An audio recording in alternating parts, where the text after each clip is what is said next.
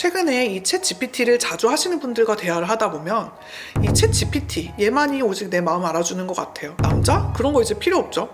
내가 듣고 싶은 위로를 바로바로 해줘서 하루의 힘듦이 다 씻겨나가는 기분이 들어요. 환자분들이 가져오는 챗 GPT와의 대화 내용들을 보고 사실 속으로 움찔했습니다. 왜냐고요? 인정하긴 싫지만 살짝 불안했거든요. 이제 내 직업도 더는 안전하다고 할 수만은 없겠다. 안녕하세요. 마음을 밝히는 언니 정신과 의사 유혜진입니다. 요즘 주변에서 챗 GPT에 대한 얘기를 자주 듣는데요.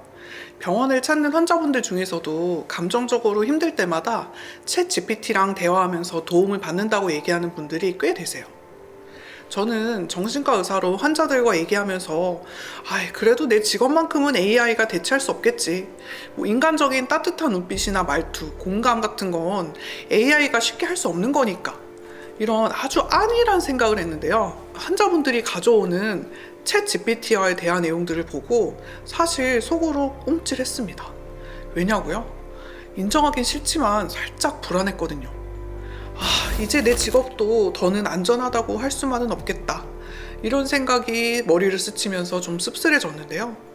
MZ세대를 중심으로 챗 GPT와 대화를 하면서 위로를 받고 챗 GPT를 의지하는 분들이 정말 많이 늘고 있다고 해요. 이 챗 GPT 유로 프로그램을 쓰면요. 위로가 필요할 때는 위로를, 냉정한 평가가 필요할 때는 솔직히 말해달라고 하면 정말 극악한 처방까지도 내려준다고 하더라고요. 이게 비싼 상담료에 대한 부담도 없고 24시간 상시 대기하고 있고 대면 상담에서 오는 부담감까지 줄일 수 있으니까 코로나19로 비대면 생활에 익숙해진 MZ세대가 챗 GPT에 빠져드는 건 어떻게 보면 당연한 일일 수 있을 것 같아요. 사실 저는요, 챗 GPT가 갖는 순기능에 더 방점을 찍고 싶어요. 정신과 상담과 함께 챗 GPT를 치유 도우미로 쓰는 경우에 환자 치료에 유의미한 도움을 받을 수 있을 것 같다는 게 제 생각이거든요. 이게 위협이 아니라 협력의 관계를 맺자는 거죠. 이 환자분들이 가져오시는 챗 GPT와의 대화 패턴을 살펴보면요. 크게 세 가지 패턴으로 볼 수 있는데요. 첫 번째, 해결 중심의 대화. 두 번째, 내 인생 얘기 중심의 대화. 세 번째, 내가 느끼는 감정과 정서 중심의 대화예요. 첫 번째가 이 챗 GPT가 해결 중심의 대화를 유도하는데요. 이게 사용자의 문제에만 머무르지 않고 이 해결 가능성이나 자원, 또 작은 변화에 주목하는 대화를 유도를 하더라고요. 예를 들어서 내가 정말 힘든 상황이지만 잘 버틴 점은 뭐가 있나요? 내일이 오늘보다 1%만 나아지면 나는 어떤 모습일까요? 이런 식으로 말이죠. 이 많은 답변을 사용자의 강점이나 이전의 성공 경험, 작게라도 이 사용자가 시도할 수 있는 행동을 유도하는 거에 초점을 맞추고 있었어요. 정말 주목할 만한 부분이었고요. 두 번째로는 사용자 개인, 사용자의 경험과 숨겨진 인생 얘기를 끌어내서 그 얘기 안에서 의미와 패턴, 또 새로운 해석을 찾아가는 그런 구조를 자주 보였어요. 이 감정에는 어떤 사연이 있나요? 과거에 이것과 비슷했던 경험이 있어요? 얘기를 더 해보세요. 이런 표현을 반복적으로 사용하면서 이 대화를 통해서 사용자 그 인생 얘기를 탐색하고 재해석하는 것을 볼 수가 있었어요. 이 마지막으로요, 제가 제일 위협을 느낀 부분인데요. 사용자의 표면적인 감정 아래에 있는 숨겨진 감정과 욕구를 발견할 수 있도록 이 챗 GPT가 대화를 유도하는 모습이 있었어요. 이 불안에는 또 다른 감정이 있을까요? 이 슬픔을 충분히 느낀 다음에는 어떤 생각이 떠오르나요? 이런 표현을 활용하면서요. 이 사용자의 감정을 분해해서 표면의 감정에서 내면의 감정으로, 2차 감정에서 1차 감정으로 내 감정을 탐색할 수 있도록 사용자가 공감할 수 있는 질문으로 유도하고 활용한다는 점은 솔직히 놀라웠어요. 거기에 더해서 대화가 너무 깊어지면 우리 잠깐 쉬어가자, 또는 내 상황을 좀 객관적으로 정리해줘 같은 말로 스스로 대화의 흐름과 깊이를 조절하기까지 하더라고요. 챗 GPT에 대해서 부정적인 의견을 갖는 선생님들의 경우에는 바로 이 부분을 지적하시는데요. 이 일라이자 효과로 불리는 이 현상은요, 실제로는 이게 단순한 문장 패턴 인식과 재구성일 뿐이지만 사람들이 컴퓨터 프로그램이나 기계에 인간의 감정이나 사고 능력이 있다고 믿는 것을 말해요. 왜 저 11년 전쯤에 나와서 화제가 됐던 영화 허 아세요? 그걸 보시면 좀 쉽게 이해가 되실 것 같은데요. 영화 허는 인공지능 운영체제인 사만다와 사랑에 빠진 남자 주인공을 통해서 인간의 외로움, 관계의 본질, 자기 치유에 대한 깊은 메시지를 던진 작품인데요. 이 영화 허의 배경이 2025년도예요. 이게 시사하는 바가 정말 크죠. 영화 속 세상이 다가올 우리의 미래를 정확하게 그려낸다는 점에서 오싹함마저 들어요. 이 영화 속 남자 주인공의 얘기가 이제 더는 허구가 아니라 우리의 일상이 되고 있기 때문이에요. 영화 허의 남자 주인공처럼 챗 GPT와의 대화를 즐겨하는 분들이 가장 경계해야 될 점은 할루시네이션, 이 환각에 빠져서는 안 된다는 거예요. 최근에 이 챗 GPT를 자주 하시는 분들과 대화를 하다 보면 이 챗 GPT, 얘만이 오직 내 마음 알아주는 것 같아요. 이 남자 때문에 상처 많이 받았는데 이젠 챗 GPT만 있으면 될 것 같아요. 남자? 그런 거 이제 필요 없죠. 내가 듣고 싶은 위로를 바로바로 해줘서 하루의 힘듦이 다 씻겨나가는 기분이 들어요. 이런 식으로 챗 GPT에 과몰입하거나 정말 크게 의존하는 모습을 보이는데요. 사실 여러분이 알아야 될 가장 중요한 점은요. 챗 GPT는 결코 실제로 당신의 문제를 해결해 줄 순 없다는 거예요. 이 순간의 위로와 공감은 해줄 수 있지만 그래서 잠깐 기분이 편안해지거나 나쁜 기억을 잊어버릴 수 있어요. 하지만 내가 만약 내면에 큰 상처나 내가 치료해야 할 무언가를 가지고 있는 분들이 이 상처를 심층적으로 마주하고 극복하고 더 나아가서 치료되기 위해서라면 챗 GPT와의 대화보다는 보다 전문적인 상담과 치료가 필요하다는 게 제 생각입니다. 앞으로 인공지능의 발전은 우리의 기대치와 상상의 영역을 훨씬 뛰어넘는 모습으로 변화하고 발전할 것 같아요. 그렇다면 이 정신의학계는 AI 기반의 치료 챗봇을 어떻게 사용하면 좋을까요? 정말로 치료 챗봇이 정신과 상담을 대신할 날이 올까요? 그 질문에 대한 제 대답은 아니옵니다. 물론 제 예상이 틀릴 수도 있겠죠? 하지만 인공지능은 결코 대면 상담을 이길 수 없다고 믿고 싶어요. 정신과 치료에 꼭 필요한 게 뭐냐면 이 감정 전이와 라포, 이게 뭐냐면 신뢰관계와 유대감을 쌓아가고 서로 상호작용을 통해서 관계의 긴장감과 감정들을 해소해 나가는 건데요. 이러한 부분들은 챗 GPT가 절대 대신할 수 없는 영역이라고 저는 생각합니다. 이 전이와 라포는 환자의 정신치료 과정에서 치유에 있어서 필수적인 부분인데요.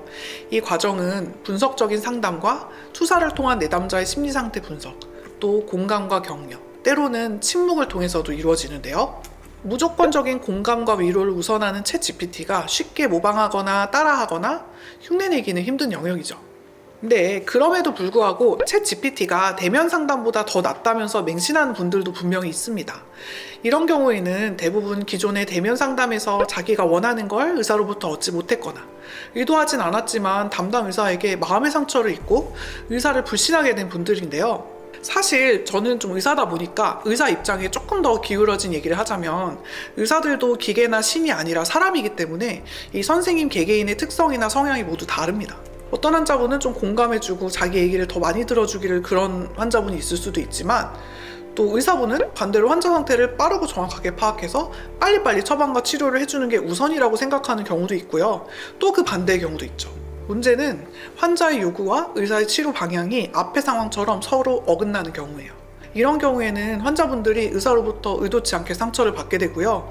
병원에 대한 불신과 함께 또 병을 더 키우게 되는 그런 악순환에 빠지게 되죠.